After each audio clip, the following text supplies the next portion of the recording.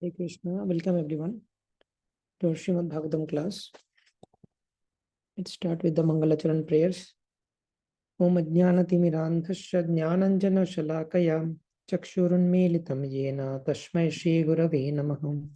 Shri Chaitanya Manobhishtam Sthapitam Yena Bhutale Swayam Rupa Kadamahyam Dadati Padantikam Vandeham Shri Guru Shri Yuta Padakamalam Shri Gurun Vaishnavamscha Shri Rupam Shagrajatam Sahagana Raghunathanvitam Tam Sajivam Sadvaitam Savadutam Parijana Sahitam Krishna Chaitanya Devam Shri Radha Krishna Padan Sahagana Lalita Shri Vishakhan Vitamscham Nama Om Vishnu Padaya Krishna Pristhaya Bhutale Srimate Bhakti Vedanta Swami Niti Namine Namaste Saraswate Deve Gauravani Pracharini Nirvishesha Shunyavadi Paschatya Deshatarine Vanchakalpatarubhyascha Kripasindubhya Evacham Patitanam Pavanebhyo Vaishnavebhyo Namo Namah Namo Mahavadanyaya Krishna Prema Pradayate Krishnaya Krishna Chaitanya Namne Gauratvishe Namah Panchatattvatmakam Krishnam Bhaktarupa Swarupakam Bhaktavataram Bhaktakyam Namami Bhakta Shaktikam He Krishna Karuna Sindho Deenabandho Jagatpate Gopesh Gopika Kanta Radha Kanta Namostute Tapta Kanchana Gaurangi Radhe Vrindavaneshwari Vrishabhanu Sute Devi Pranamami Hari Priye Nilachala Nivashaya Nityaya Paramatmane Balabhadra Subhadrabhyam Jagannathaya Te Namaham Jai Shri Krishna Chaitanya Prabhu Nityananda Shri Advaita Gadadhara Shivashadi Gaura Bhakta Vrinda Hare Krishna Krishna Krishna Hare Hare Hare Rama Rama Rama Hare Hare Hare Krishna. So today we will do a quick recap of the 8th canto of Srimad Bhagavatam. So in our overview study of the Granthra Srimad Bhagavatam, we have completed the 8th canto, and the prominent topic of the 8th canto is Manvantara. So we will go over the 8th canto in brief. So this is also a good opportunity for us to recollect the entire canto. We may have missed some of the classes, so it's a good opportunity to catch up with that. So Srimad Bhagavatam, this book Srimad Bhagavatam, recently we had this Bhadra Purnima, and in Srimad Bhagavatam only 12th canto it is written that if someone donates this Srimad Bhagavatam on the day of Bhadra Purnima, this is supremely auspicious. Because this book, Srimad Bhagavatam, each of the verses of Srimad Bhagavatam, each letter, they are non-different from Krishna. This is called the literary incarnation of Krishna. Grantha Avatar, Akshar Brahma, Srimad Bhagavatam is called. So in Padma Puran, there is a very beautiful slok which equates this Srimad Bhagavatam, which is each of the limbs of Krishna's body. Padav yadiyau prathama dvitiyau tritiya turiyau kathitau yaduru navistatha panchama eva sashtho bhujantaram doriyugalam tathanyo Kanthastu rajan navamo yadiyo mukharavindam dasamah prapullam ekadasho yasya lalatapattam shiropitu dvadasha eva bhati. So padav yadiyo prathama dvitiyo, two lotus feet of Krishna, they are first and second canto.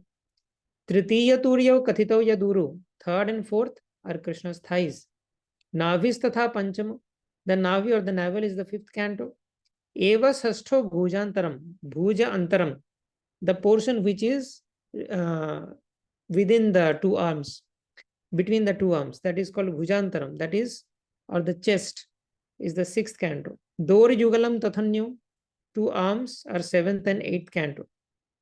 Kanthastu rajan, the ninth canto, navamo yadiyo. Kanthastu rajan, navamo yadiyo means the navam skandha or the ninth canto is Krishna's throat. And then Mukharavindam Dasama Prafullam, the lotus face, is the 10th canto of Srimad Bhagavatam, which is the Samam Bonam and collection of Krishna's pastimes. To reach the 10th canto, we need to go through the 9 cantos to realize Krishna's majesty, and then we are allowed to read the nectarian pastimes of Krishna. in the 10th canto. Ekadasho yasya lalatapatam, the forehead is the 11th canto, Ekadasha, and Shiropitu Dwadasha eva bhati. Krishna's turban and head, this is compared to the 12th canto. So 12 cantos of Srimad Bhagavatam are mapped with 12 different parts of Krishna's body. And at a glance, I want to remind these are the 12 cantos and these are the prominent subject matters. The first and second canto is the lotus feet, and it is basically introduction of Srimad Bhagavatam, the background and list of contents. Third and fourth canto, from third and fourth canto, Bhagavatam starts with Sarga and Visarga. And because this Srimad Bhagavatam is a Mahapuran, it must discuss 10 subject matters. What are they? Atra sarga visargascha sthanam poshanamutaya manvantaresha nukatha nirodha muktirashraya. So ashraya is the ultimate topic. So 10 subject matters. Sarga visarga sthanam poshanamuta manvantara ishanukatha nirodha mukti ashraya. And these 10 subject matters are discussed in the 12 cantos of Srimad Bhagavatam. First 2 cantos are introduction. The rest 10 cantos discuss 10 topics. Each of the cantos will discuss all the 10 topics, but there is a different proportion of prominence. Like third and fourth canto prominently discusses Sarga and Visarga, or the primary creation done by Vishnu and secondary creation done by Brahma. Fifth canto prominently discusses Sthanam, or the geography of the universe, Vedic cosmology, and how structure of Bhumandala and all. Sixth canto, we have seen Ajamila's story and Indra's story, Vritarasura's story. So how Krishna is taking care of devotees, Poshana, how Krishna is nourishing devotees, how Krishna is nourishing devotees through the holy name, like that. Seventh canto, we have seen Nrsimhadev and Prahlad Maharaj. There the subject matter is Uti. Prahlad Maharaj is one pole and Hiranyakashipu is another pole. Prahlad Maharaj is devotional inclination. Uti means inclination. Prahlad Maharaj is having devotional inclinations and Hiranyakashipu is having demoniac inclinations. Eighth canto discusses Manvantara, and today we will summarize that. What happened in different Manvantaras? Within one day of Brahma, there are 14 different Manvantaras. So what happened during those periods? Ninth canto discusses Ishanu Katha, or topics related to Lord's devotees are described here, and different sun and moon dynasties, kings of the dynasties and their pastimes, the history. 10th canto is Ashray and Krishna's pastimes. 11th canto is Mukti and 12th canto is Nirodha. So this 11th canto discusses about Mukti or liberation. And in this 11th canto, we know that there is Uddhav Gita. Krishna is speaking another Gita to Uddhava. One Gita Krishna spoke to Arjuna, another Gita is in Srimad Bhagavatam, Uddhav Gita. Nivi Navajogendra Sambad, Uddhav Gita, and Krishna's disappearance. So this is Mukti. And 12th canto is the Nirodh, how this universe is annihilated, everything, how the material world is destroyed. Different kinds of annihilation are described. So these are the 12 cantos of Srimad Bhagavatam mapped with 12 different parts of Krishna's body. And there are also some prominent topics that are discussed in these 12 cantos. So let's begin to summarize the 8th canto of Srimad Bhagavatam, which we have seen in past few classes. So the 8th canto starts with the Manus, the administrators of this universe. This 8th canto will discuss what happens in 14 different Manvantaras. This thing we have to remember, memorize, that in one day of Brahma, there are 14 Manvantaras. One day of Brahma, that means 1000 rotation of Chatur Yuga. Satya, Treta, Dwapar, Kali. These 4 yugas is called Chatur Yuga, the combined duration. And 1000 rotations of this, Satya, Treta, Dwapar, Kali, Satya, Treta, Dwapar, Kali, Satya, Treta, Dwapar, Kali, like this. When 1000 rotations are done of this Chatur Yuga, then that is one day of Brahma. So this one day of Brahma is divided into 14 different Manvantaras.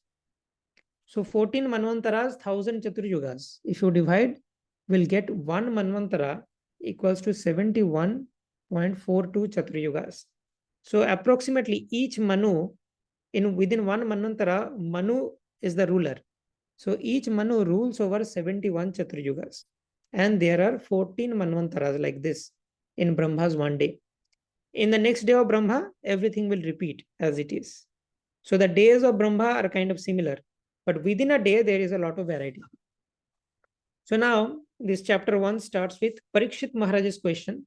We should not forget that this Srimad Bhagavatam is being spoken by Shukadev Goswami, the Vyasanandan, the son of Srila Vyasadev, and Parikshit Maharaj, who is the who is coming in the dynasty of the Pandavas. Arjun's grandson is Parikshit. So Parikshit is a listener and this Shukadev Goswami is the speaker. Within this assembly, Shuta Goswami was sitting. Shuta Goswami heard from Shukadev Goswami, and later on, Shuta Goswami repeated the same Srimad Bhagavatam to the sages of Naimisharanya.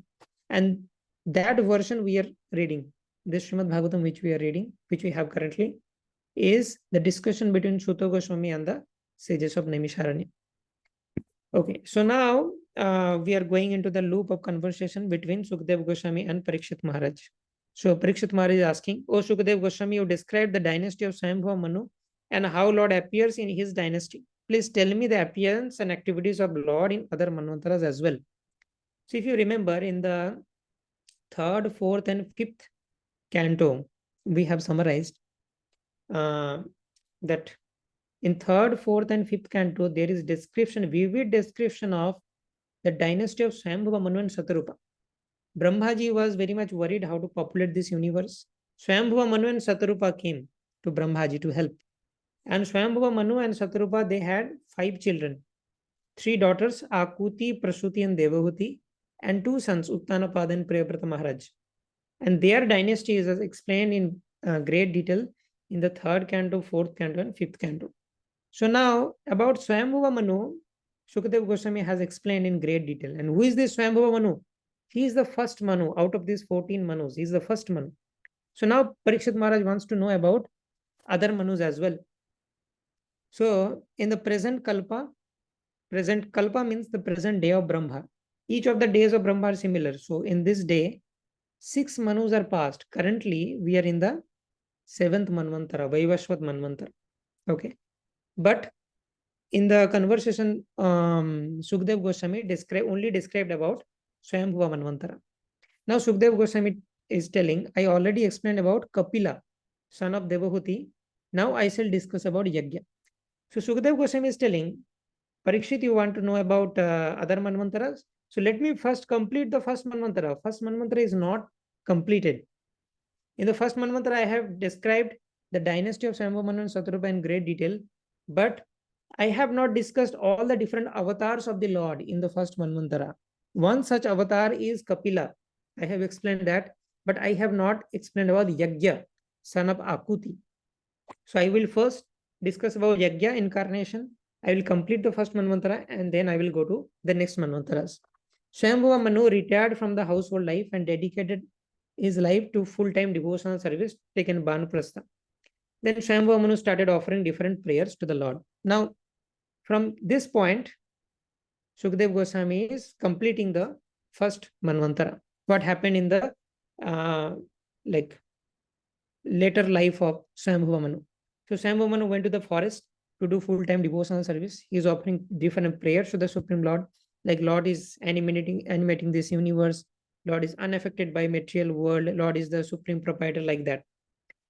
Now some demons attacked Swayambhuva Manu and Lord Yajna. Yajna is the grandson of Swayambhuva Manu, because Yajna is the son of Akuti and Akuti is the daughter of Swayambhuva Manu. So Swayambhuva Manu was doing austerities and devotional service. Some demons attacked and Yajna incarnation came and saved Swayambhuva Manu. This is one of the activities of Lord Yajna. Another activity is this Yajna incarnation took the post of Indra in the Swayambhuva Manvantara or the first Manvantara, because nobody was qualified in the Swayambhuva Manvantara to become Indra. Now, this is how the first Manvantara is complete. Now, Sukadev Goswami, Srila Prabhupada actually gives this verse in the purport that in each of these Manvantara, we will also see other remaining 13 Manvantaras. In each of these Manvantara, what we need to know? 6 things we need to know. Manvantaram Manurdeva Manuputra Sureshwaraha Rishya Amshaavatarascha Hare Shadvidhamuchyate. So in Manvant, each of these Manvantara, we have to know the Manu, who is the ruling Manu. Deva, who are the demigods. Manuputra, who are the sons of Manu. Sureshwara, who is Shura Ishwara, means Indra, king of the Suras. Rishaya, who are the seven sages. And Amsha Avatara of the Lord, who is the Manvantar incarnation. In each of these 14 Manvantaras, one or two or multiple incarnations of the Supreme Lord comes and performs some pastimes, and that is called the Manvantar Avatar. Okay. So now here is a summarization list of the first 6 Manvantaras. So let's see. In the first Manvantara is a Swayambhu Manvantara, and it is described in great detail. Uttanapad and Priyabrata are the Manuputras, Devas, Yamas, and other demigods are there. Yajna incarnation of the Supreme Lord became Indra. Rishaya Marichi, followed by other sages, are Rishayas. Amshavatar of the Lord, two Amshavatar. One is the son of Kapila, one is son of Akuti, Kapila and Yajna. Sorry, one is the son of Devahuti as Kapila, and another is son of Akuti as Yajna.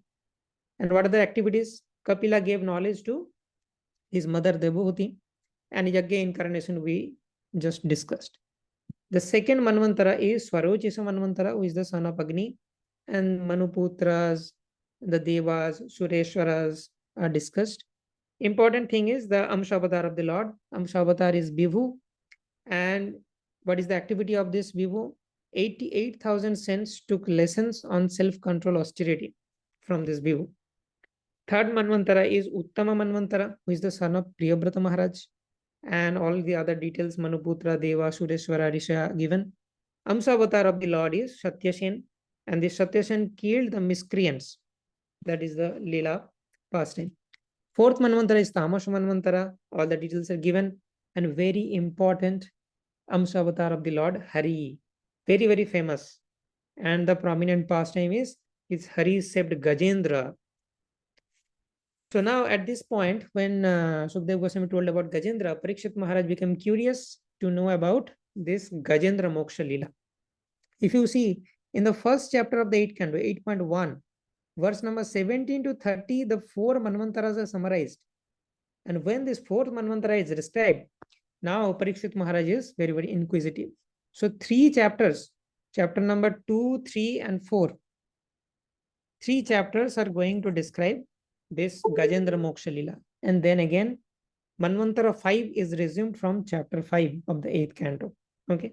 So we will go into the details of this Gajendra Moksha Leela. Let us complete this 5th and 6th Manvantara in brief. So 5th Manvantara is Raivata Manvantara, and the details are given. The Amsavatar of the Lord is Vaikuntha, and to please the goddess of fortune or Lakshmi Devi, this Vaikuntha incarnation created another Vaikuntha above Mount Lokaloka. In the 6th Manvantara is the Chakshusha Manvantara, and the incarnation of the Lord is Ajita. And this incarnation is also very famous. This Ajita incarnation helped in Samudra Manthan Leela, orchestrated the entire pastime. And this Ajita avatar also joined the party of the demigods and participated in the milk ocean. So these are the description of the first 6 Manvantaras. Now Gajendra Moksha Leela, in very briefly we can know. So Gajendra was an elephant. In the previous life, Gajendra was a king named Indradumna. Due to some curses, Gajendra became elephant, and Gajendra was residing in a heavenly place where that was a very beautiful place. Lake is there and garden is there. Gajendra is entering the lake with the family members, and Gajendra gives a royal entry, breaking the trees, creepers, and sparing the lives of other lower animals. He is the king, Gajendra, king of the animals. And when Gajendra came to the lake, he was attacked by this crocodile. And there was a long battle between Gajendra and this crocodile. And because the crocodile was water animal, it was getting strength, and Gajendra was becoming weaker. And this fight went on for 1,000 years, celestial years. And then Gajendra became very, very weak. And finally, when Gajendra could not see any other way. Gajendra started offering some prayers, which he remembered in the past life. And from that lake, Gajendra picked up one lotus and just offered to that Supreme Lord. Because Gajendra is in an animal body, he's not able to recollect who is the Supreme Lord, what is the name of the Supreme Lord. Is it Vasudeva, Krishna, Govinda? No names of the Supreme Lord is given, not taken by this Gajendra. So after this, Gajendra started offering beautiful prayers. In that prayers, Gajendra is not taking any names of the Supreme Lord. He's indirectly addressing the Lord. Like, Namo Atma Pradipaya Sakshine Paramatmane Namo Giram Viduraya Manasas Chetasamapi.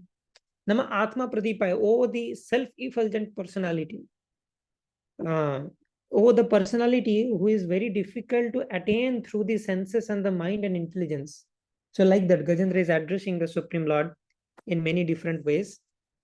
And Gajendra offered very beautiful prayers. This is one of the finest prayers in Srimad Bhagavatam. Srimad Bhagavatam is full of different prayers. So the summary of Gajendra's prayers is the Supreme Lord is the supreme cause. He is same and different from universe. Although he is inside every atom, still he is detached from this universe. The Lord is supreme energetic. He is transcendental to this material world. It is not possible for a normal creature, for me, like me, to understand the Supreme Lord. He is attained by great sages after many years of austerities and devotional services. And the qualification to see the Lord is explained. Appearance of the Supreme Lord, qualities of the Lord.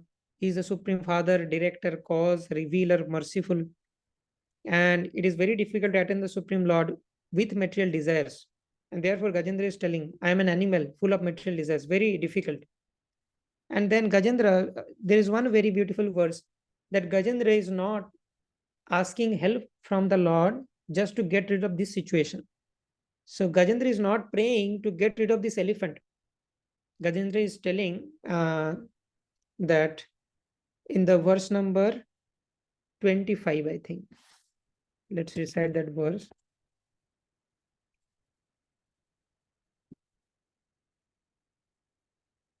Jijivishenaha miha muyakim antarvahischa brataye vajonya ichhami kalena nayasya viplavastashyatmaloka varanasya moksham.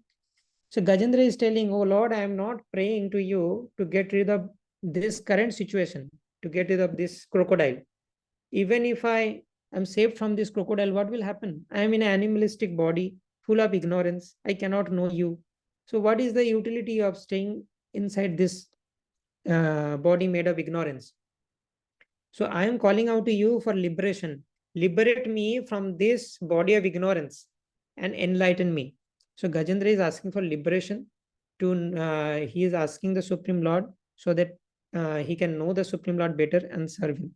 So that is the thing, that Gajendra's prayers are not materially motivated, but it is a prayer full of pure devotional service.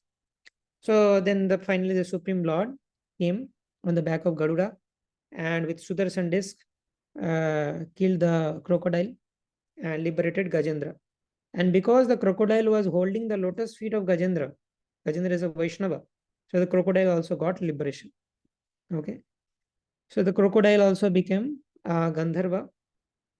So here we can see that the crocodile regains his form as a Gandharva who was cursed by Devala Rishi. And Gajendra also got liberation as a Vishnu Parshad. You can see Gajendra is attaining a 400 Vishnu form. So this is how Gajendra Moksha Lila is explained. And now again, the 5th Manvantara is described. In the 6th Manvantara, again Samudra Manthan Lila came up, and Parikshit Maharaj wanted to know in detail about what happened in Samudra Manthan Lila. So let us go in brief what happened in Samudra Manthan Lila. So this Samudra Manthan Lila, everything started from Indra disrespecting a garland given by Durvasa. So Durvasa, when he gave a garland to Indra, Indra gave it to his elephant. And Airavat trampled that under feet. And Durvasa cursed that elephant. Durvasa cursed this Indra, because I have given him a garland and you are not respecting that. Because of this curse of Durvasa, demigods lost all power, and then the demigods went to Brahmaji. What will happen? Brahmaji told that you have done a mistake, so you have to you have to endure the reactions of this curse of Durvasa. So Brahmaji took all the demigods to Svetadip and glorified the Supreme Lord. And then the Supreme Lord appeared in front of the demigods. And the Supreme Lord in the Kshira Sagar, Svetadip, Kshiradukasai Vishnu communicates with Brahmaji. So when the Lord appeared, and the demigods and Brahmaji again started offering prayers. Before the Lord appeared, they all started offering prayers. After the Lord appeared, again, they glorified the Lord. And then finally, the Supreme Lord gave a master plan. And the Lord said, whatever I will say now will bring auspiciousness to you. Just follow that. The time is not in favor of you because of this curse. In this situation, you should make a truce with the demons because time is not in favor of you. And you both together, demigods and demons, try to churn the milk ocean, and then you will get the nectar. By drinking that nectar, you will become powerful again. That is the plan. But initially, halahala poison will come, but you have to keep churning. So that is the master plan given. Then the demigods thought, let us make a truce for a higher purpose to churn the milk ocean and then share the nectar. Demons thought after churning, they will take the entire nectar. That is the demoniac nature. They do not want to share with the demigods. So all the demigods and the demons, they went to the Mandar mountain. For churning, this Mandar mountain will be used as a churning rod. They tried their best, could not leave the mountain. And all the demigods and demons broke their hands and legs. Finally, Lord Vishnu had to come. Lord Vishnu came on the back of Garuda and lifted the mountain effortlessly, put the mountain on the back of Garuda, and revived all the broken limbs of the demigods and the demons, took all the demigods and the demons on the back of Garuda, and finally came to this milk ocean.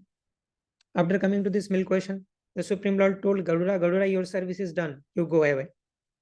Now, Garuda is not taking any offense here because he knows that till this time I had my service. Now the Supreme Lord is asking me to go away. I will go away. Why the Supreme Lord asked Garuda to go away? Because now the churning rod is there. Now churning rope will be coming. And Vasuki Nag will be the churning rope.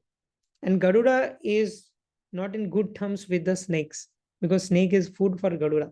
So because Vasuki Nag will come, therefore the Supreme Lord asked Garuda to leave. So then after that, Vasuki Nag came and they started churning. So in the churning also, the demigods first told that we will take the head side of the serpent. Now the demons felt insulted. No, we will not catch the tail side. This is insult. The demons told, we will catch the head side of the serpent. And Lord Vishnu smiled because Lord Vishnu knows what is going to happen. When they started churning, the head side of the serpent started emanating fire, and the demons were completely devastated with that. So finally, the Supreme Lord arranged for some mist so that the atmosphere remains cool. And still, the demigods and the demons, they could not churn well. Therefore, the Supreme Lord had to join the side of the demigods as Ajita. This is the Ajita incarnation. And when they started churning, this churning rod, it was sinking inside. Therefore, it was needed to be supported from beneath. So then the Supreme Lord took the Kurma incarnation and supported that from lower side. And then the upper side, the top portion of the Mandar mountain was unstable. And the Supreme Lord took another incarnation called Sahasrabahu and gave stability to the top portion of that mountain. So like that, the Supreme Lord is orchestrating everything in this Samudra Manthan Leela. During the nectar distribution also, the Supreme Lord will take another incarnation, Mohini incarnation. The Supreme Lord gave the master plan. He lifted the Mandar mountain. He arranged for the Vasuki Nag. He is churning also. He is giving support from bottom and top. He is arranging for mist. He will help in nectar distribution also. The Supreme Lord is doing so many activities. But when churning started, halahal poison came. And the Supreme Lord wanted to give this credit to Lord Shiva. So Supreme Lord called Lord Shiva to drink this poison and save the entire humanity. So now for this task, Lord Shiva is very well known. He is very famous. So this is the nature of the Supreme Lord. He is Bhakta Vatsal. All the things, all the services which will give you glory and credit, he gives it to the devotees. And all the background services he will do. In the Rajaswiya sacrifice of Yudhishthir Maharaj also, the Supreme Lord took a very menial service of arranging the shoes of the guests. All the different personalities like Duryodhana and all, they are given very, very prestigious services like accounts, handling, and guest reception and all. The Supreme Lord Krishna took a very menial service of arranging the shoes of the upcoming guests. So this is one of the Bhaktavatsal nature of the Supreme Lord. Finally, they kept on churning and different elements started coming from the milk ocean. The Suravi cow came. It was taken by the sages to do yagya, fire sacrifices.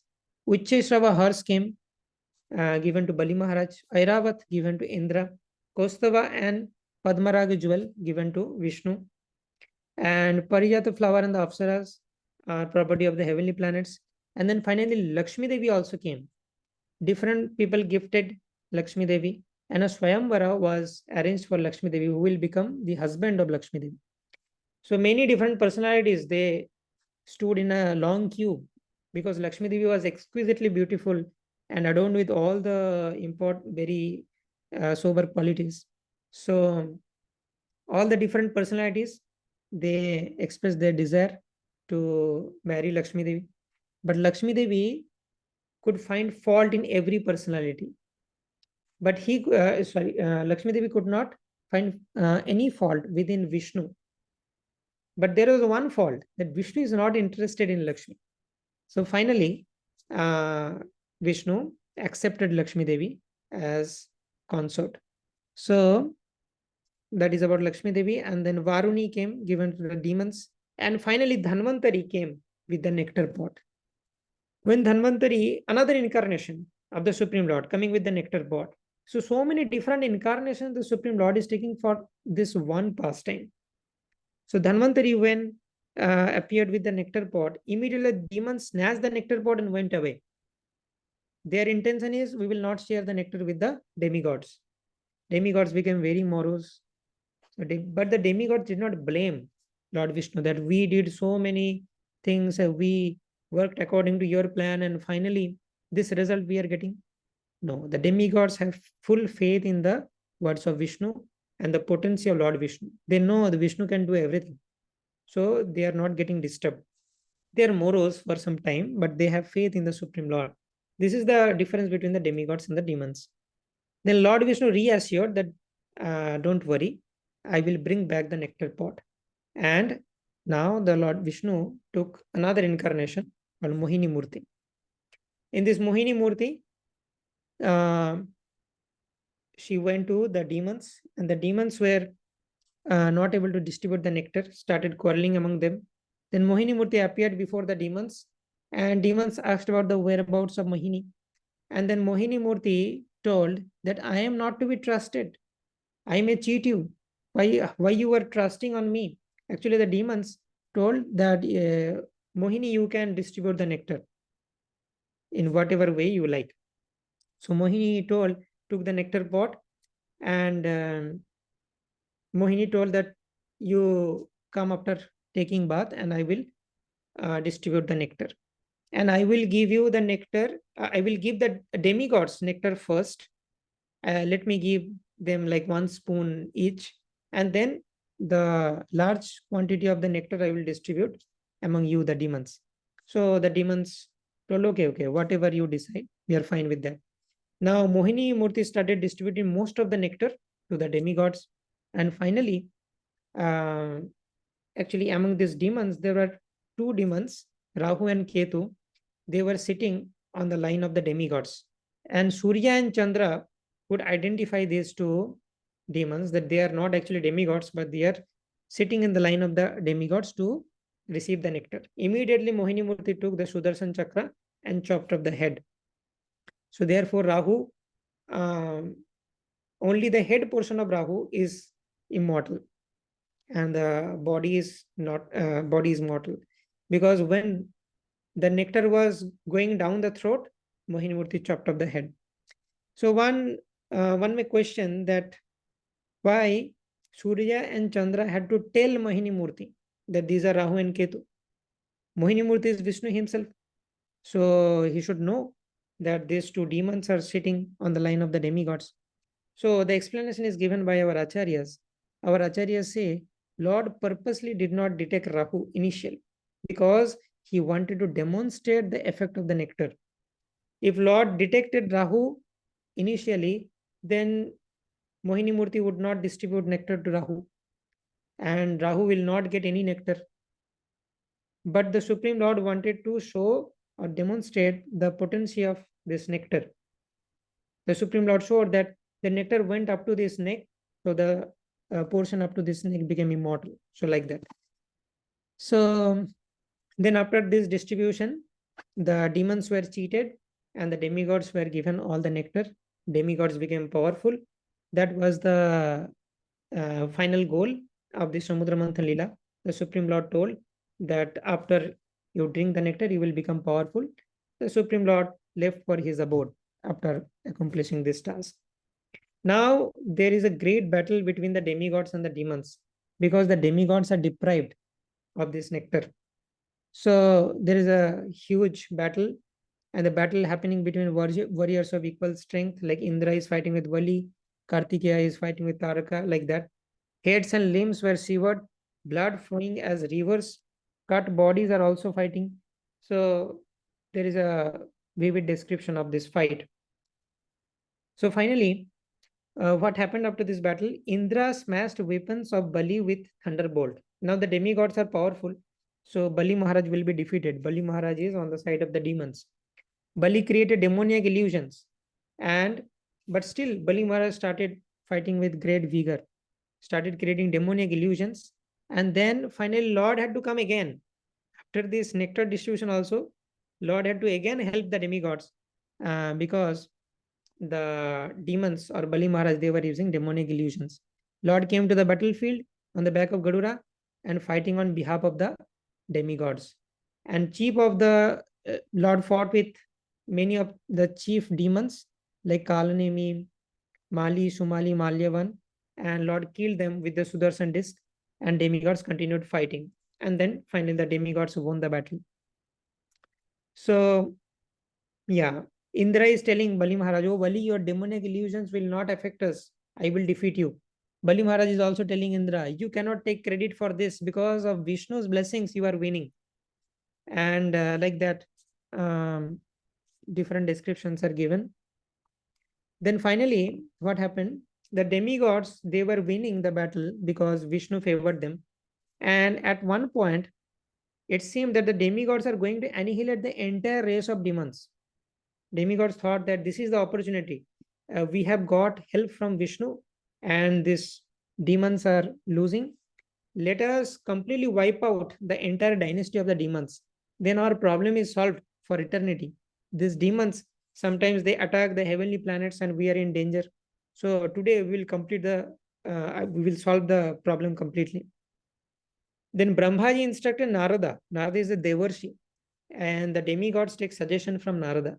So Brahmaji instructed Narada, you tell the demigods not to stop the battle immediately and not to wipe out the entire race of the demons because that is not proper. So demigods obeyed Narada Muni, and finally Bali Maharaj was spared. So Bali Maharaj was in a precarious condition, unconscious. Narada told the demons to take Bali Maharaj to Sukracharya. Narada is helping the demons also. So Sukracharya revived using Mrita Sanjivani, and Bali Maharaj was not morose as he knew everything happens by providence. Bali Maharaj was not morose that we are losing the battle. He knew that time is not in favor of us. At one point, time was not in favor of the demigods. Now time is not in favor of us, so we must tolerate. Okay. So like that, Bali Maharaj came back And then chapter, so Bali Maharaj came back to Shukracharya, and Bali Maharaj and all the demons, they're reviving their strength. Okay. So in chapter 12, there is another Mohini incarnation. Lord Vishnu will take another Mohini incarnation just to show Lord Shiva.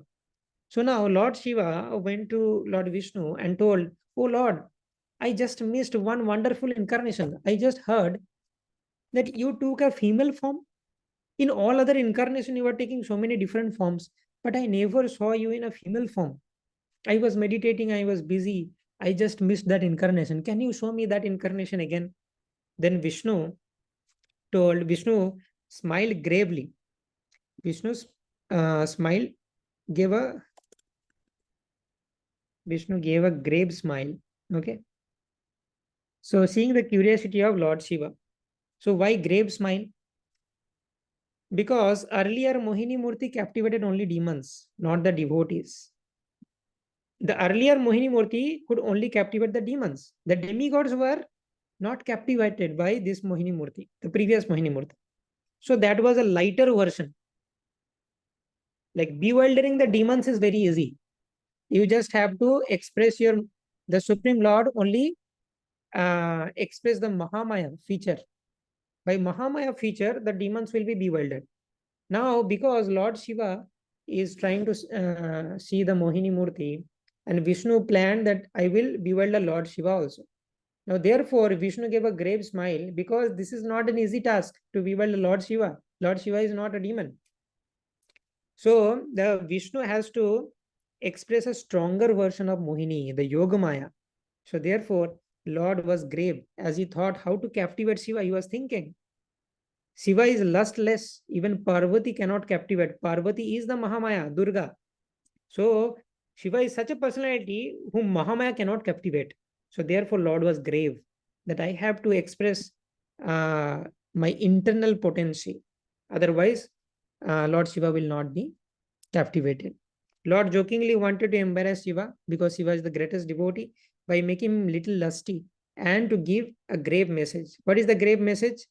When the Supreme Lord will express the stronger version of Mohini, Lord Shiva will also be captivated.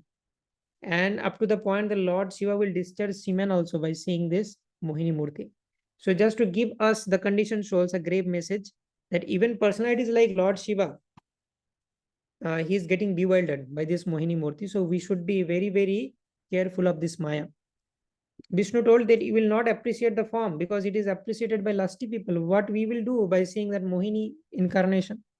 Lord Shiva insisted, and Vishnu suddenly disappeared. Shiva is waiting. Vishnu is going to show me the Mohini Murti. Why Vishnu disappeared? And then suddenly Shiva saw a woman playing with a ball. Shiva was very curious to see the women, and that woman is no other than Mohini. Mohini running away from Shiva. Shiva started running behind Mohini, and a mystic wind took off the clothes of Mohini. Now, Shiva is running behind a naked woman. Mohini took Shiva through all the hermitages of the sages, and those sages were meditating on Shiva. And all those sages saw that naked woman is running, and Shiva is running behind. So sages are bewildered that whom we are meditating upon, this Shiva. Then finally, Shiva wanted to embrace Mohini, semen discharge, and Shiva came back to senses. Vishnu comes back to original form, and this is the pastime of Mohini Murti and Shiva. So actually, Shiva and Vishnu, they are also trying to give message to the sages that Lord Shiva is not the Supreme Lord. If Vishnu wants to captivate Lord Shiva, he can do that. And also another grave message. This is actually glorification of Lord Shiva. This is not embarrassment. Vishnu and Shiva, they can have joking exchange. Vishnu is having a joking exchange like this. So that means Vishnu will not have a joking exchange with anyone and everyone. That means Shiva is a very, very important personality whom Vishnu can joke with. So that is a glorification of Shiva. Vishnu had to think deep to captivate Shiva. Vishnu thought for a while how to captivate Shiva. This itself is a glorification of Shiva. For Vishnu, nothing is impossible. Effortlessly, he can do everything. The entire material creation, just by a mere glance, Vishnu can do entire material creation. For that, Vishnu, he had to think for a while how to captivate Shiva. This itself is a glorification of Shiva. Shiva, and another glorification is Shiva could not be captivated by the material energy or Mahamaya. Vishnu had to manifest the internal potency. That is a glorification of Shiva. Shiva is only attracted to the internal potency, which makes him great. In Bhagavad Gita also Krishna says, Mahatmanastu Mam Partha Daivim Prakriti Mashrita. So the Daivi, a devotee should get attracted to the Daivi Prakriti. And Shiva was attracted to this Mohini Murti, which is manifestation of the internal potency of the Lord. So this is how it was a glorification of Lord Shiva, not a embarrassment. So a description of the future Manus are explained here. The first 6 Manus are described already. 7th Manu is Shraddhadev, and all the details are given. And the Manvantar avatar is the Vaman. And this is the current Manu, Shraddhadev or Vivashwan, or Vaivashvat Manu, because son of Vivashwan. So for our Manvantar, the Manvantar incarnation is Lord Vamandev. Okay, we will discuss about the pastime of Vamandev. And in the 8th Manvantara, the ruling Manu is Savarni, and the Manvantar incarnation is Sarvabhauma, and he will take away the kingdom away from Purandar, the current Indra, and give it to Bali Maharaj. The 9th Manu is Daksha Savarni, and Manvantar incarnation is Rishabhadev. He will enable Indra to enjoy the prosperity of 3 worlds. 10th Manu is Brahma Savarni, and the Manvantar avatar is Vishwakshan. He will make friends with Sambhu. 11th Manu is Dharma Savarni. The Manvantar avatar is Dharma Shetu. He will protect the 3 worlds. 12th Manu is Rudra Savarni. The Manvantar avatar is Swadhama, and regular, like a Yuga avatar. There is no specific pastime. The 13th Manu is Deva Savarni. The Manvantar avatar is Yogeshwara. He will perform activities for the welfare of the Divaspati. And the 14th Manu is Indra Savarni. And the Manvantar avatar is Brihadbhanu. He will spread Karma Yoga. So like that, all the Manvantaras are given in a brief way. Chapter 14 discusses the system of universal management and what are the duties of different personalities. Like we already discussed, that there are 6 things we have to know in a Manvantara, Manurdeva, Manuputra, Sureshwara, Rishayamsavatarascha, and what are the different duties of these personalities. Manu will establish occupational duties or Varnashram Dharma. Manuputras will enjoy the results of sacrifices, Yajna Bhag. Indra will maintain by pouring rains.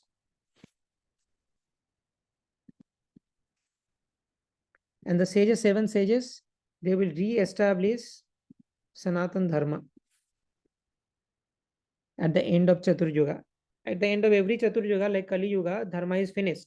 So in the Satya Yuga, the 7 sages has a great task of re-establishing Sanatan Dharma.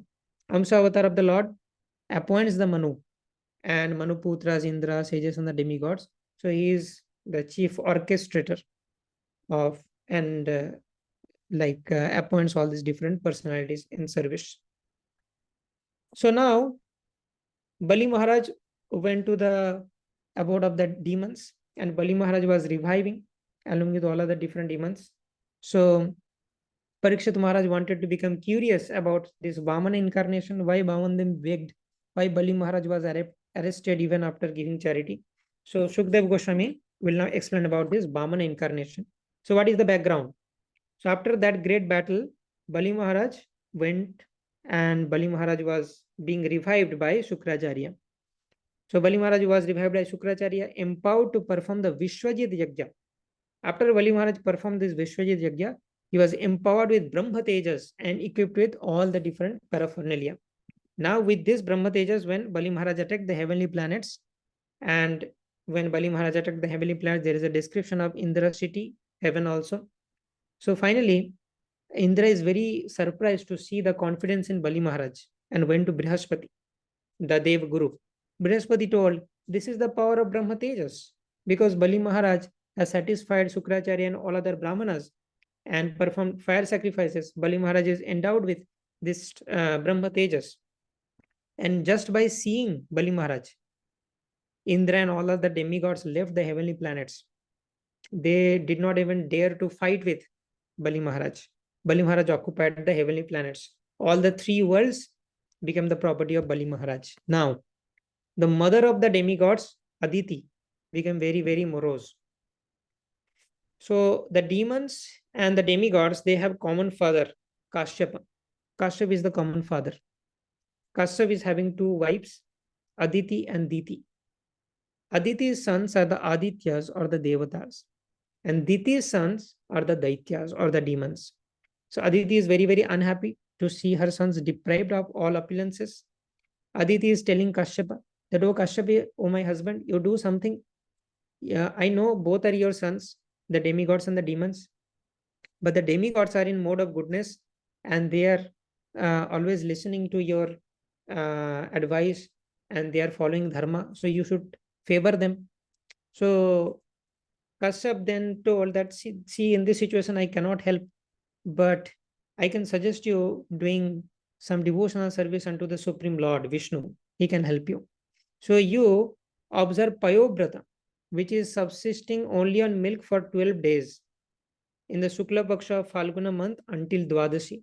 And you recite some mantras and you take only milk, worship Vishnu. That is the Payobrata. Kashyap taught all the rules and regulations of Payobrata. Aditi meticulously followed the Payobrata and being devoted to Lord Vishnu, finally attended the darshan of Lord Vishnu. Lord Vishnu told that, do not worry. I know your situation. I will help you. I will re-establish the demigods into the heavenly planets. So for doing this task, I will become your son. I will come as a Bhamana incarnation, as a son of Aditi. Okay. And then Brahmaji and all other demigods started glorifying the Lord inside the womb. The Supreme Lord entered the wombs of Aditi. And now this Bhamana incarnation will happen. So Lord first appeared in 400 Vishnu form, just like Krishna incarnation also in Vamana incarnation. He appeared in 400 Vishnu form, then transformed into a small dwarf boy. And many different personalities gave different things, different gifts to this Vamana avatar. Sun God gave the Gayatri, Brihaspati gave the sacred thread, Kashyapa gave the straw belt, Earth, Mother Earth gave the deer skin, Soma gave the Brahmadanda, Aditi gave Kopin, heavenly deities gave the umbrella, Brahma gave the water pot, Saraswati gave the Rudraksha, 7 sages gave the Kusha grass, Kuvera gave the begging pot, Parvati gave the first charity. And then finally, being equipped with all these things, this Vamana avatar heard that Bali Maharaj is conducting a sacrifice in Vrigukacha. Vamana avatar decided to go there and immediately execute the purpose of his appearance. When this Vamana avatar came to the sacrificial arena of Bali Maharaj could see Vamandev coming. Bali Maharaj knew that this is Vishnu, but because he is the chief of the demons, he has to follow some code of conducts of the demons. So Bali Maharaj wanted to offer obeisances, but could not do that, but did regular duties like washing the lotus feet of a Brahmana. Whenever some Brahmana comes, we have to wash the lotus feet and sprinkle the Charanamrita on his head. So all these things Bali Maharaj did. Bali Maharaj said to Vamana, I am honored by your auspicious presence. My sacrifice is complete by your presence. And Bali Maharaj offered charity. I want to offer you some charity. Whatever you want, you can ask. In a great pride, Bali Maharaj told that whatever you want, you can ask. And because I am the king of the 3 worlds. Then Bhavandev detected a slight pride in Bali Maharaj. Bhavandev told that your words are truthful. Bhavandev also glorified Bali Maharaj. You are charitably disposed towards Brahmanas. Prahlad Maharaj is your advisor. So many powerful personalities in your lineage. So this Bali Maharaj is grandson of Prahlad. So glorified the lineage of Bali Maharaj. Bhavandev glorified. And then Bali Maharaj thought that then Bhavandev asked for 3 steps of land. In charity, I would like 3 steps of land from you. Bali Maharaj thought this Vamana is short in height and also in intelligence, because 3 steps are very small, and that too for a dwarf like you. Reconsider your request. I am giving you another chance. I am the possessor of the three worlds. Ask anything. I can give you entire planet, planetary systems. Why you are asking for 3 steps of land? Vamandev then spoke on the principles of satisfaction. That if I am not satisfied with whatever I need, I will not satisfied with anything. We should only be satisfied with bare minimum, whatever we need, like that Vamandev told. So therefore, I only want these 3 steps of land. Now, Shukracharya also could recognize. Shukracharya is the spiritual master of the, like guru of the demons, not spiritual master. Like he is not helping the demons to surrender unto the Supreme Lord. So we cannot say spiritual master, but guru. And we will see in this pastime, Bali Maharaj will reject Shukracharya because he is not helping the disciple to surrender unto this Vamandev Vishnu. Shukracharya recognized Vamana, that this Vaman avatar, Vaman is no other than Vishnu, and Vishnu came in disguise to take everything from Bali Maharaj. So Shukracharya gave 9 reasons not to surrender to Vamana. First, Vaman is Vishnu. His purpose is to take away the property of Bali. His intention is to cause inauspiciousness to the demons. He will usurp everything from you. He is Hari. How will you live then? You will not be able to fulfill your promise also. You will not be able to give third step also. Shukracharya already knows that Bali Maharaj will not be able to do that third step. You will receive hellish destination because you could not fulfill your promise to a Brahmana. You must protect your livelihood and wealth for your survival. Your wealth should be divided for religion, reputation, opulence, sense gratification, and family maintenance. Don't give everything to him. You must save for all these things. Take back your promise because you have not uttered before doing the promise. You can take it back. There is no sinful activities. Body must be maintained even by speaking untruth. Maintaining your body is topmost priority. So take back your promise and do not give everything. Do not give 3 steps of land to this Vamana. Shukracharya is speaking this because if Bali Maharaj loses everything, how will Shukracharya maintain himself? Shukracharya also depends on Bali. Bali rejected the advice of Shukracharya, and Bali Maharaj also gave 9 different reasons to give charity to Vamana. First, I am grandson of Prahlad Maharaj. If I lie or take back words, that will be great sin. I fear cheating a Brahmana. Our possessions in material world are temporary. So many historical examples of charity, selfless charity, like Dadich and CV, they are even ready to give up their life. There are such examples. Reputation will stay, a person will die. I don't want to live with a bad reputation. Better I will die with a good reputation. Rare chance to offer charity to a Brahmana, that too, this Brahman Dev is none other than the Supreme Lord. This is a rare chance I'm getting. Being poverty-stricken by offering charity is auspicious. No problem in that. Vishnu is the husband of goddess of fortune. If I give charity to Vishnu, no misfortune can happen to me. So Bali Maharaj did not listen to Shukracharya. Because if Guru stops one from surrendering to Lord, he should be rejected. Shukracharya then cursed Bali Maharaj that I am forbidding you to give this charity. Still, you are not listening to my instructions. So curse Bali Maharaj. You will become devoid of wealth. Nobody can save you. Bali was the lotus feet of Vamandev, and Vamandev accepted charity from Bali Maharaj. Then, during acceptance of the charity, Vamandev started expanding in size, became Trivikrama, and Lord's different weapons, associates, demigods. Everyone started offering prayers to this Trivikrama form of this Vamandev. He covered the entire earth with one step, entire Bhumandala and the lower planetary systems, heaven and upper planetary systems with another step, the entire universe. The Vamandev's body is so huge now, Trivikrama. The entire universe is pervaded by that body. And with 2 steps, he is covering the entire universe. Okay. So now, Vamandev is asking that where should I place my 3rd step? Vamandev expanded in such a way that the universe became very small for Vamandev. Vamandev's toenail expanded so much that it was not fitted within the universe. It cracked the universal shell, and from that crack, the water from the Karan Sagar entered into the universe, and that became Ganga. And that is also Charanamrita Vamandev, because Vamandev's toenail cracked the universal shell, and water from Karan Sagar coming, and they are also washing the lotus feet of Vamandev and coming down as Ganga. So now Bali Maharaj, when Bali Maharaj could see this Vikrama from the Supreme Lord, Bali Maharaj told that you can keep the third step on my head. Okay. And Bali Maharaj is arrested by the Lord because he is not able to fulfill the promise. And Bali Maharaj became very proud. Initially, he was challenging the Lord that I can give you anything. But the Supreme Lord proved that Bali Maharaj even cannot give 3 steps of land. Okay, so the demons were very angry because Vamana took advantage of Bali Maharaj's silence during the sacrifice. Bali Maharaj told the demons, the time is not in favor of us now, stay calm. Vamandev arrested Bali Maharaj with Varuna Pash because of not fulfilling the promise. Vamandev told, you do not have sufficient property, but you overpromise. So for that, you need to go to hell.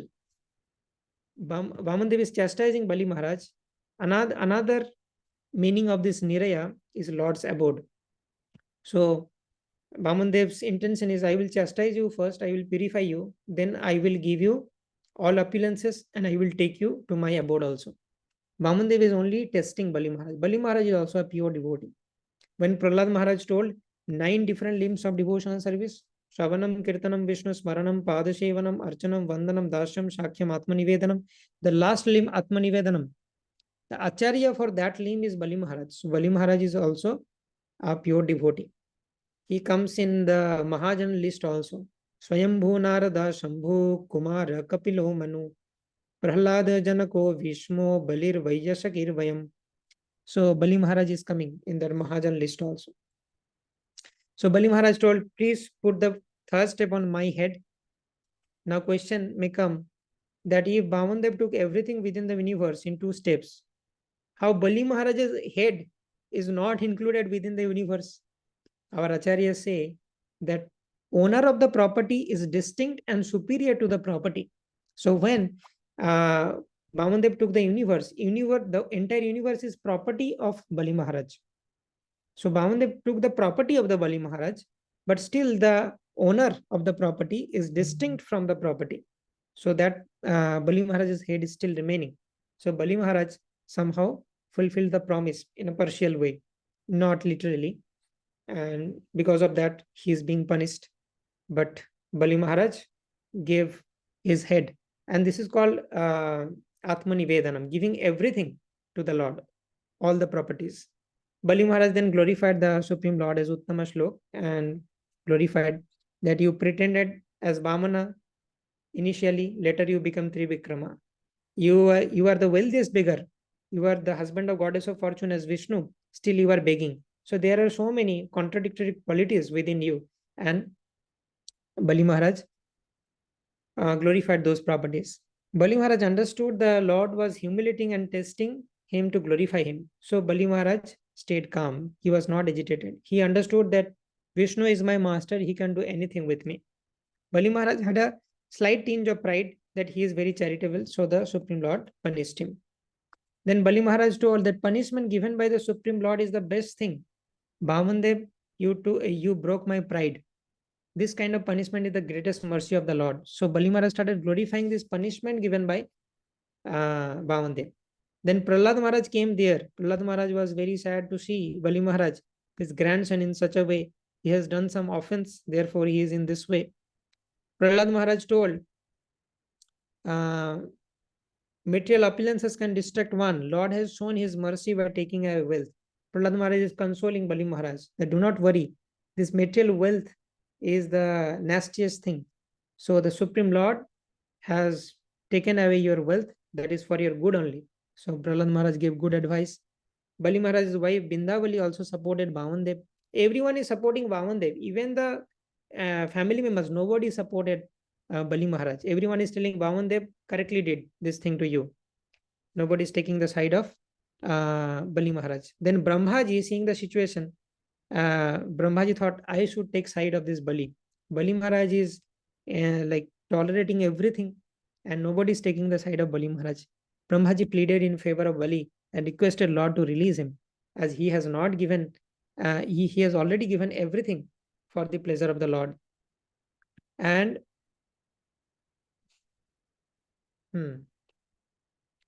So Vamandev then told, for the materially opulent person, I show my mercy by taking away their wealth. My pure devotees are never affected by this opulence. And then the Supreme Lord glorifies Bali Maharaj also, that although devoid of wealth, you are fixed in devotion. And Lord personally liked the tolerance of Bali Maharaj. And then Bali Maharaj, the Supreme Lord Vamandev told Bali Maharaj that you go to the Sutala Loka, and because I gave you punishment and you accepted everything with correct attitude, I promise you to become your doorkeeper in Sutala planet. I will protect you from the enemies and demoniac consciousness, and I will award you the post of Indra in the next Manvantara. Then Bali Maharaj told Vamandev, you are so merciful. Although I have not even offered obeisance unto you, you are doing such mercy unto me. Prahlad Maharaj also glorified Vamandev's mercy. And finally, the Supreme Lord as Sukracharya. What discrepancies are there in the sacrifices of Bali? The Supreme Lord is also doing some mercy unto Sukracharya, asking Sukracharya, do you see anything wrong in this sacrifice of Bali? Sukracharya replied, how can there be discrepancies when the Lord is personally present? Now, Sukracharya's heart is also transformed by seeing Bali Maharaj's humility and taking the darshan of Vamandev. Mantratas tantratas chidram desha kalahara vastuta sarvam karoti nischidram anusankirtanam tavo. This is a very famous verse from Srimad Bhagavatam which says, glorification of the Lord, if glorification of the Lord is happening somewhere, if there is some faults also in the performance of religious activities, those faults are covered by this glorification of the Supreme Lord. So therefore in ISKCON we see that whenever Arati is going on, Abhishek is going on, Yajna is going on, Harinam Sankirtan should be there in the background. That will nullify all the different faults. Indra got back to the heavenly planets. After this, Bali Maharaj sent to Sutal Loka, and Indra is given the heavenly planets. And Vamandev promised Bali Maharaj, in the next Manvantara, you will become Indra. Falashruti of this pastime is, one who hears this, he can go back to the abode of the Supreme Lord. Vamandev Bali Maharaj ki jai. And in the last chapter of this is the last chapter of this canto, 8th canto of Srimad Bhagavatam. Here, very briefly, the Matsya incarnation, another incarnation, is also described. So, Parikshit Maharaj also wanted to know about the fish incarnation. Whatever form the Supreme Lord takes becomes the most beautiful. So, the Supreme Lord, when he takes the fish form, it is the most beautiful fish. There are two Matsya incarnation. One is during the first Manvantara, another is during the sixth Manvantara. In the first Manvantara, Hayagriv stole the Vedas from Brahma, and Matsya Avatar came and saved the Vedas in the water of inundation. So in the water of inundation, Vedas will be lost. So Matsya Avatar too can save the Vedas. This is during the first Manvantara. During the sixth Manvantara or the Chakshusha Manvantara, there is a story of this Matsya incarnation. King Satyavrata, who later became Vaivashvat Manu, went to a river to offer water, tarpan. A fish came in hand repeatedly. So when he was taking water for tarpan, repeatedly one fish was coming. He was rejecting that water, taking new water. Again the fish is coming. So the king became curious, why this fish is coming again and again? So the king put the fish in a jar. Maybe this fish needs my protection, king thought. The king put the fish in a jar. And the size of the fish increased, and very soon the jar was insufficient for that fish. And then the king put the matsya or this fish in a lake. The size of the fish increased even more, and the lake seemed to be very small for that fish. Later, the king put the fish into the sea, and the size increased even more, and the sea is also very small, became very small for that fish. Then the king understood that this is not any ordinary fish. This must be an incarnation of the Supreme Lord. Okay. Then the Supreme Lord spoke to this king Satyavrata that in 1 week inundation will come, a great flood, and I will send you a boat, load all the different important herbs, Vedas, sages in that, all the important things you want to save. in that boat, and in the water of inundation, all these things will be protected. Okay. So whenever water of inundation comes, Matsya Avatar, in some cases, Matsya Avatar comes and saves important things. Like in the first Manvantara, he saved the Vedas. In the sixth Manvantara, he saved all the herbs, sages, and the Vedas. And during this inundation, when Matsya Avatar was saving the herbs, Vedas, sages in a boat, Matsya Avatar was also speaking and giving teaching to this Satyavata, King Satyavata and other sages. So Matsya Avatar also gave his teachings. So Satyavata glorified the Lord as the Supreme Guru because Matsya Avatar is giving spiritual knowledge to Satyavata. So Matsya Avatar here is working, is taking the role of a guru. And a falashruti of this Matsya incarnation is hearing this one gets relief from all sinful reaction. So all different incarnations, we see many different incarnations are explained vividly. Like in the fourth Manvantar, we have seen the Gajendra Moksha Lila in great detail. Then we have seen the Samudra Manthan Lila in great detail. Then we have seen the Lord Vamandev's incarnation in great detail. And also we are seeing this Matsya incarnation. Also we have seen the Yajna incarnation. So many different stories of different incarnations of the Supreme Lord during one day of Brahma in one Manvantara. So that completes the 8th canto of Srimad Bhagavatam. And the prominent topic for this 8th canto is Manvantara. Okay. So thank you all very much for patiently hearing this summary or overview of this 8th canto. From the next class, we will continue the 9th canto of Srimad Bhagavatam. And the prominent topic for the 9th canto is Ishanukatha. And by hearing this, there are so many teachings and so many nectarian pastimes of the Supreme Lord. By hearing this, we will be purified. Jashram Rai Shuyamanayam Krishne Paramapurushe Bhakti Rutpaddate Pungsha Shokamoha Bhayapaha. These stories may seem to be like normal, ordinary stories, but these are great and powerful stories. Just by hearing this, our devotion for Krishna and our anartha devotion for Krishna will be awakened. Anarthas of the heart will be destroyed. We will be enlightened. We will be more connected to Krishna, and we will feel more satisfaction in our life. So many auspicious things will come just by hearing this Srimad Bhagavatam. And also this is full of teachings. The Supreme Lord is teaching us through his devotees and sometimes through his incarnations. So that we can see in Srimad Bhagavatam. Thank you very much. Grantaraj Srimad Bhagavatam ki jai. Srila Prabhupada ki jai. Nitai Gaur Pramanande. Hari Hari Bol.